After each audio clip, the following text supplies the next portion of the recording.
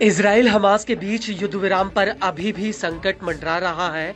वो इसलिए क्योंकि इजरायली पीएम नेतन्याहू के कई सहयोगी इस डील के खिलाफ हैं। वहीं ऐतमार बेन ग्वीर ने तो नेतन्याहू से गठबंधन तक तोड़ दिया। वहीं इजराइल के वित्त मंत्री बेजालेल स्मोट्रिच ने भी सरकार से बाहर निकलने की धमकी दी है। हालांकि इसमें कोई दो राय नहीं कि हमास अपनी शर्तों को इजराइल से मनवाने में कामयाब रहा है और जंग में जिन लक्ष्यों को लेकर आईडीएफ गाजा में घुसी थी वो भी पूरे नहीं हो पाए। वहीं दूसरी तरफ हमास अभी भी गाजा के भीतर जैसे का तैसा खड़ा हुआ है और हमास की इस जीत को लेकर पूरे मिडिल ईस्ट में उसकी वाहवाही हो रही है। और इसी कड़ी में अब ईरान ने हमास को लेकर एक बहुत बड़ा बयान दिया है। दरअसल ईरानी सेना के कल्चर और सॉफ्टवेयर अफेयर्स के ब्रिगेडियर जनरल अबोल फाजल सेकारची ने हमास पर एक बहुत बड़ी बात कही है।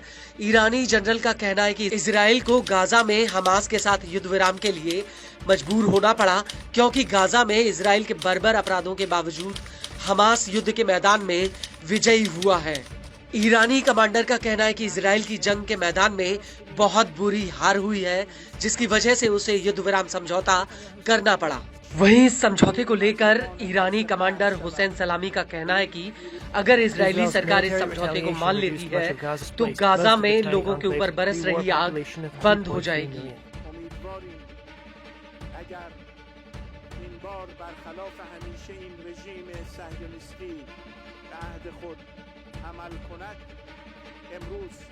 آتش به روی مظلومان غزه قطع شود و یک پیروزی تاریخی و سرنوشت ساز و یک عبرت بزرگ شکل بگیرد و تاریخ و بشریت متوجه این حقیقت شود که سرانجام حق در باطل با هر میزانی از نابرابری در سلاح و تجهیزات बड़ी बात यह है कि 19 जनवरी 2025 से इजराइल और हमास के बीच युद्ध विराम समझौता लागू हुआ है।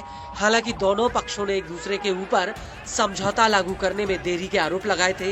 इस समझौते के पहले चरण में हमास ने इजराइल की 3 महिला बंधकों को रिहा किया था, जबकि इजराइल ने 90 फिलिस्तीनी कैदियों को रिहा किया है।